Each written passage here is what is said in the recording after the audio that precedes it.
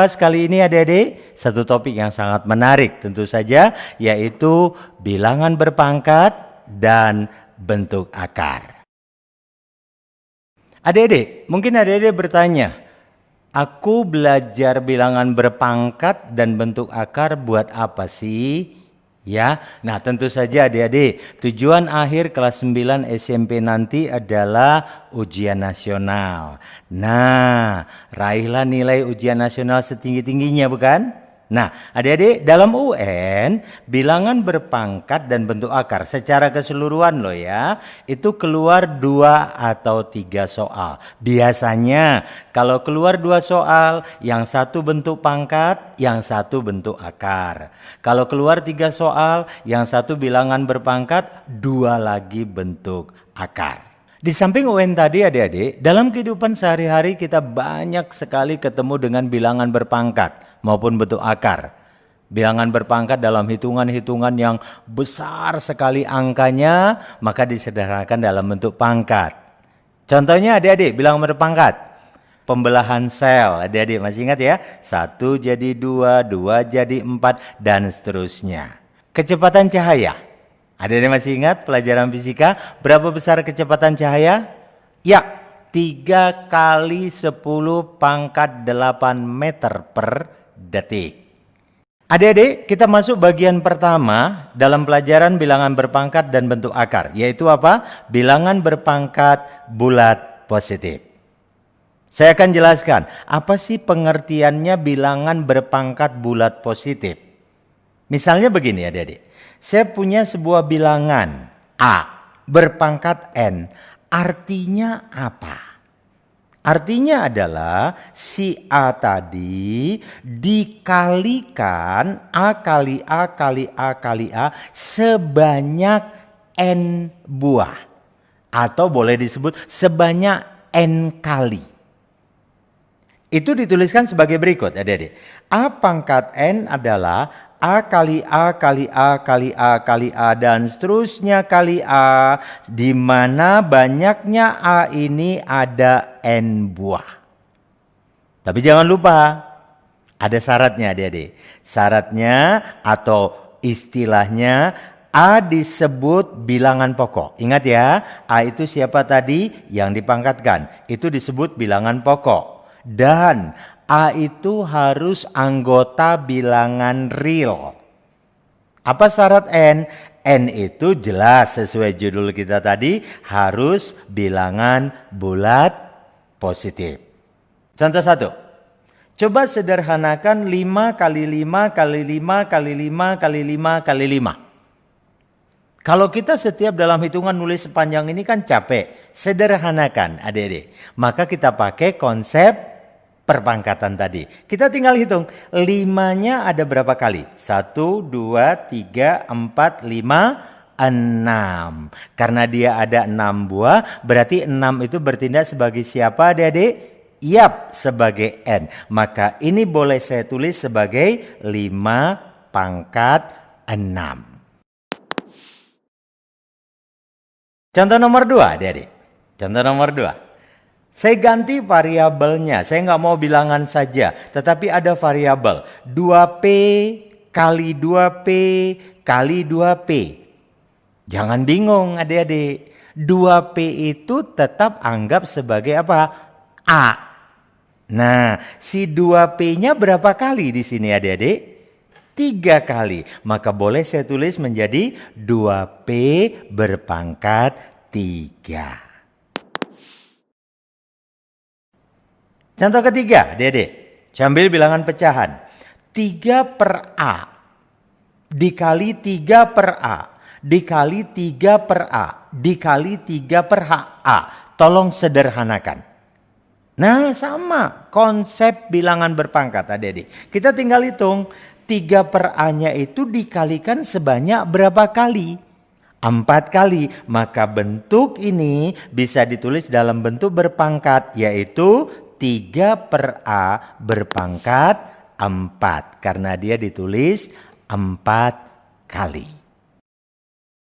Adik-adik, kita sudah bahas tadi pengertian bilangan berpangkat. Sekarang saya masuk bagian keduanya supaya adik-adik lebih ahli lagi nanti. Masuk bagian B-nya yaitu tanda hasil perpangkatan. Kalau ada satu bilangan saya pangkatkan. Mungkin adik-adik ragu ini tandanya bisa negatif, bisa positif. Apalagi kalau bilangan pokoknya negatif. Nah, jadi saya bagi dua adik-adik. Yang pertama kita bahas dulu. Jika bilangan pokoknya positif. Jadi siapa tadi bilangan pokok adik-adik? A, betul sekali. Nah, itu gampang sekali. Pokoknya kalau bilangan pokoknya positif, mau dipangkatkan bilangan ganjil, mau dipangkatkan bilangan bulat genap, hasilnya tetap positif. Tolong ingat ya adik-adik, hasilnya tetap positif. Contoh, misalnya adik-adik ada soal di sini. Hitunglah, ada dua soal, 3 pangkat 4 dan 3 pangkat 3. Kita jawab adik-adik ya. Yang pertama 3 pangkat 4. Perhatikan. Bilangan pokoknya positif. Pangkatnya bilangan apa adik-adik? Bilangan genap. 4 kan? Nah jadi hasilnya tetap positif. Uraikan saja 3 pangkat 4. 3 kali 3 kali 3 kali 3 sebanyak 4 kali. Hasilnya 81.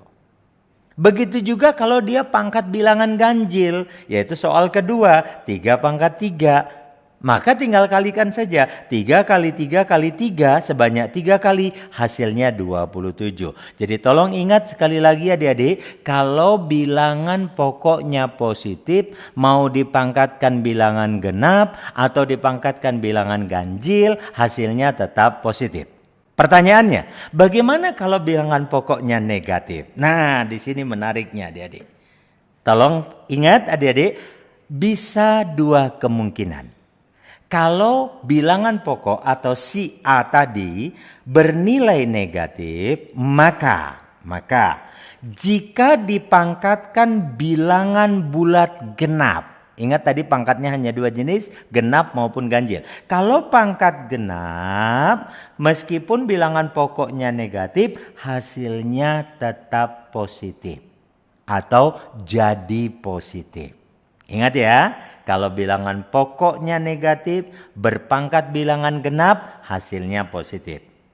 Sebaliknya, kalau dia dipangkatkan bilangan bulat ganjil, maka hasilnya jadi negatif. Supaya adik-adik lebih mengerti lagi, saya ambil contoh. Contoh pertama, adik-adik.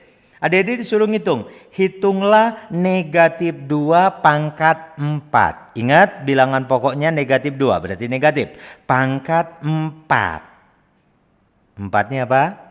Bilangan genap, betul sekali. Nah, tadi berdasarkan ketentuan yang kita sudah pelajari tadi, kalau pangkatnya genap dia jadi positif. Kita buktikan adik-adik. Jawab. Minus 2 pangkat 4, kembali ke pengertian akar tadi adik-adik. Artinya apa? Minus 2 ini dikalikan sebanyak berapa kali? 4 kali. Minus 2 kali minus 2 kali minus 2 kali minus 2. Berarti minus kali minus plus. Kali minus min. Kali minus plus. Terbukti ya? Plus. Nilainya berapa? 2 kali 2 kali 2 kali 2 sebanyak 4 kali. Hasilnya plus 16. Contoh kedua adik-adik. Contoh kedua.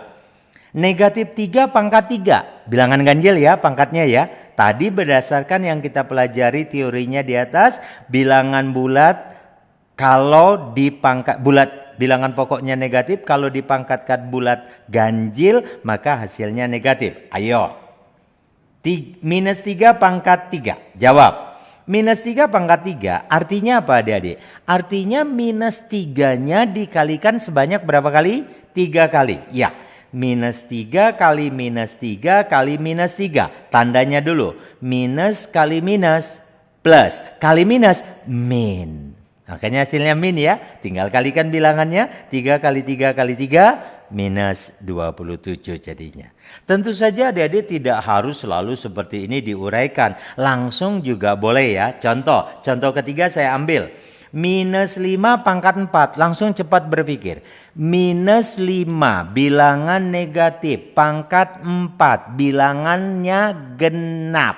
Hasilnya apa? Positif. Berarti minus 5 pangkat 4 sama saja dengan 5 pangkat 4. 5 kali 5 kali 5 kali 5 berapa adik-adik? 625.